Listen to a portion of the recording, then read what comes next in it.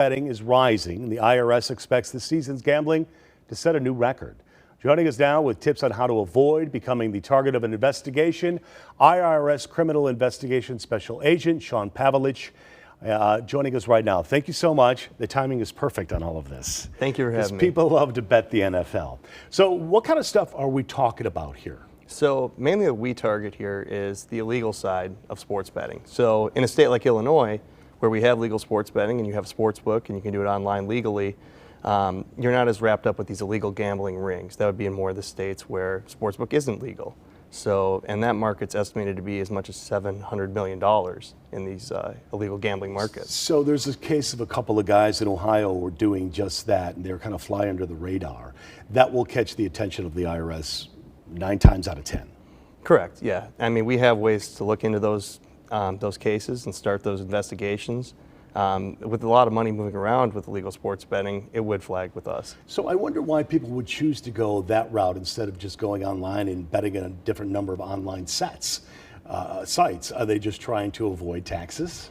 It is a way to avoid taxes. You're absolutely correct. And like I said, in those markets where they don't have legal sports book, it's an easy alternative that they can find. So you have provided us with some tips. Can you go through like the do's and don'ts of these kind of things here so that you don't get tagged by the IRS? Yeah. So first off, I'd just like to spread awareness and say that you can go on the IRS website, irs.gov. There's a complete guide to what you can do with your gambling winnings and how to report those. Because as income, you should report that to the IRS. And we have some of that, what you're talking about right there on our screen.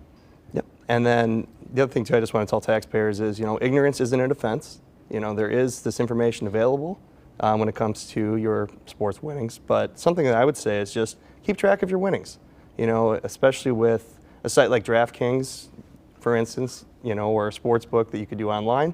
All that information is available on your account. Same if you go to the book and have an account with one of these casinos.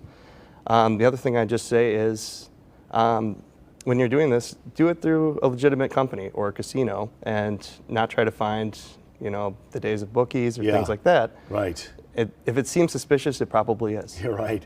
The couple of guys who set up shop at the corner building and all that kind of stuff kind of going to go on there. So, and then when you get all that information, that aggregate information at the end of the year, you, of course, would, if you have an accountant, share it with the accountant, or if you file yourself, definitely make sure to do that. Correct. Yeah. So as we kind of wrap this up here moving forward, any doubt, just go to the IRS website and it kind of spells it out for you there? Correct. Okay. Well, we thank you so much for your time. You can find more information at irs.gov and at IRS News on social media. Thank you so much for being here, and we'll be right back.